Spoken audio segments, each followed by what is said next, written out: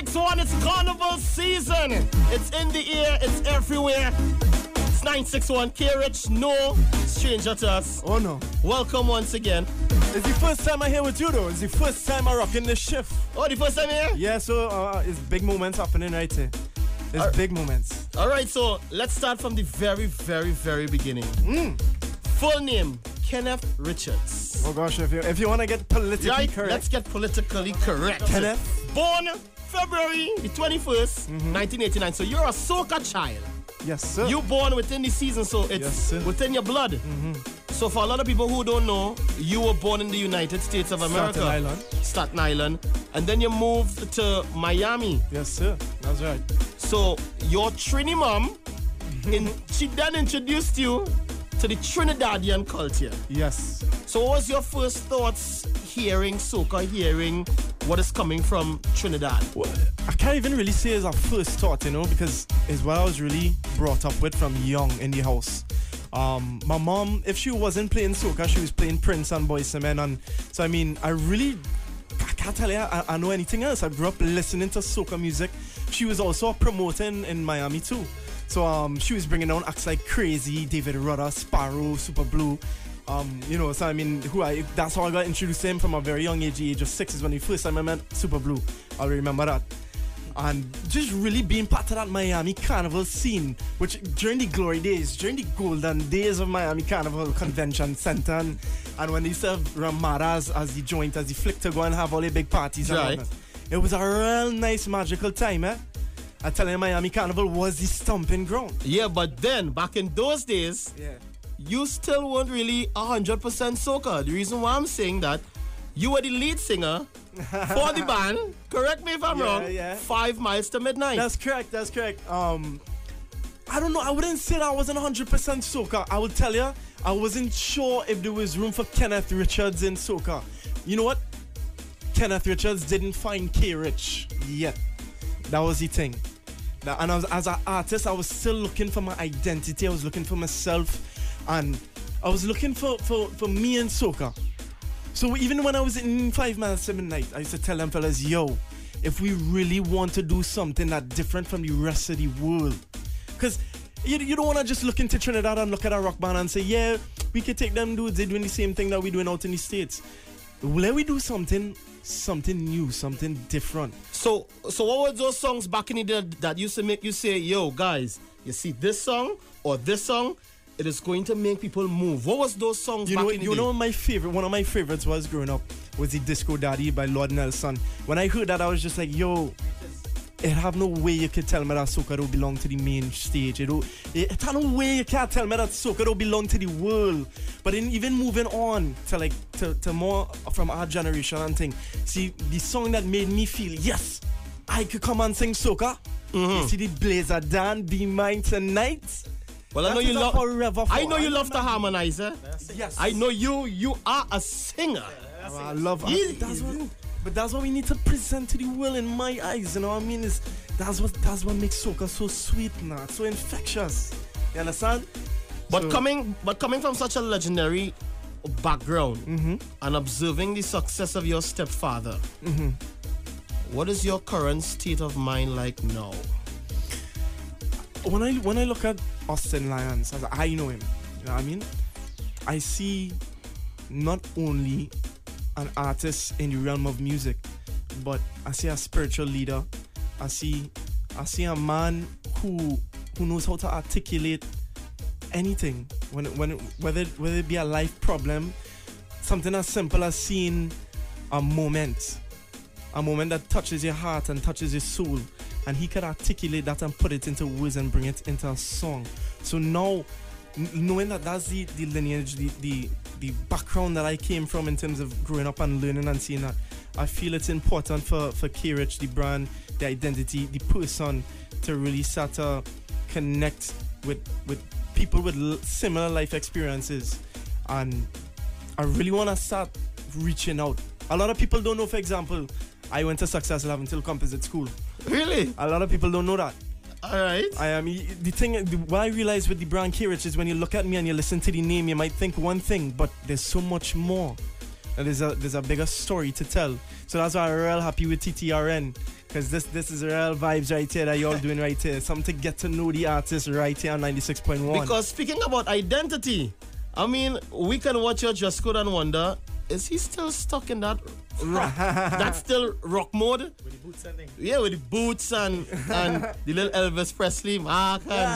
So I still true to my roots. I mean, Staten Island, New York in general, especially like Manhattan and Brooklyn. When you go out there, you feel a beat, and that's one place I love to return to and go to, because it's kind of keep you. Something about it is do something funny to you, boy. You know what I'm talking about. Yeah, I know what you're thinking about. about. To New York and you come back, you just feel like a completely different drive. You just get revamped, boy. You just want to come back and it's like, Dan, this game is mine. This game is mine. All right, so with the experience of all the different genres under your belt, what is your most cherished value now? Soca. Because the way Soca going right now, it's opening its arms to the world, you know what I mean? We ready to embrace the world, and we reaching out and we waiting for the world to just take our hand and take it and pull us through the door, you know what I mean? We ready. So Soca is at a place right now where it's starting to fuse, it's starting to blend. I think it's important, once again, we have to keep our identity as Trimbagonians, but we're starting to get ready to mesh and mingle with the world.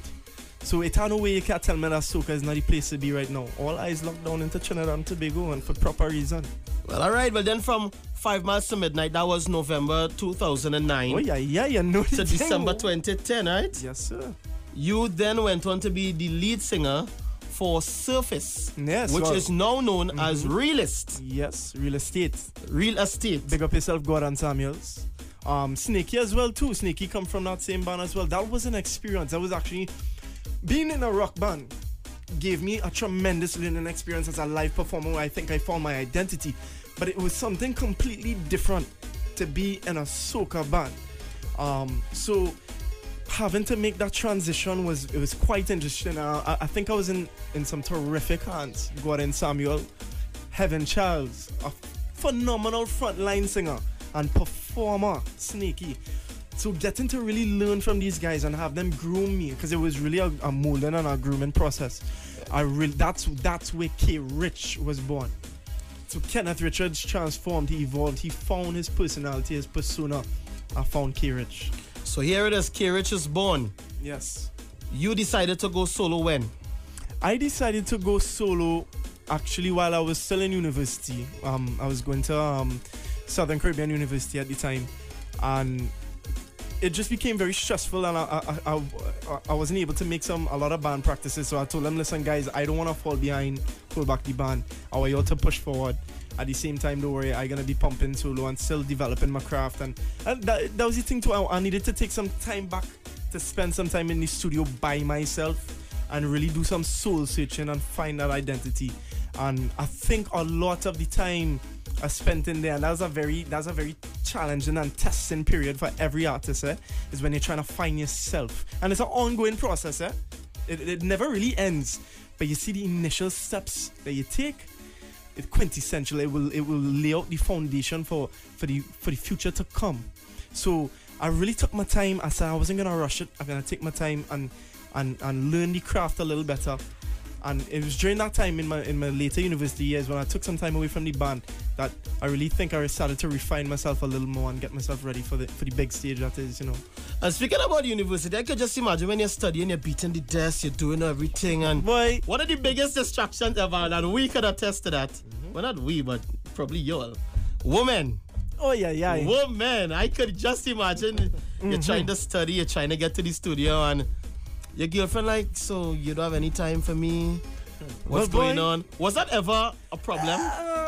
Kinda. I mean, I would say I was very fortunate. You know, my girlfriend, she was pretty understanding at the time and whatnot. So I mean, I never really too much had the problem. And you see, anytime I had a little performance, because even in the earlier years when I was in the band for the 5 minutes, she would say, you see when you perform that song there and you rip open your shirt, and I don't want to see that, you know. She tried to lay down the ground rules, but you see when as soon as she see me enter the soca fraternity, well, boys, then self she hold her head. She said, oh God, He's gone. You know, ladies scream and stuff for you. You know that. You experience people pulling your boots, grabbing your shirt. Yeah. I will never forget Licensing Fete, the first year, 2012, when Nothing Less came out. Boy, I was frightened when I tell you. I ain't gonna lie to tell you. When I went inside Licensing Fete, I was like, how are you gonna do this, boy?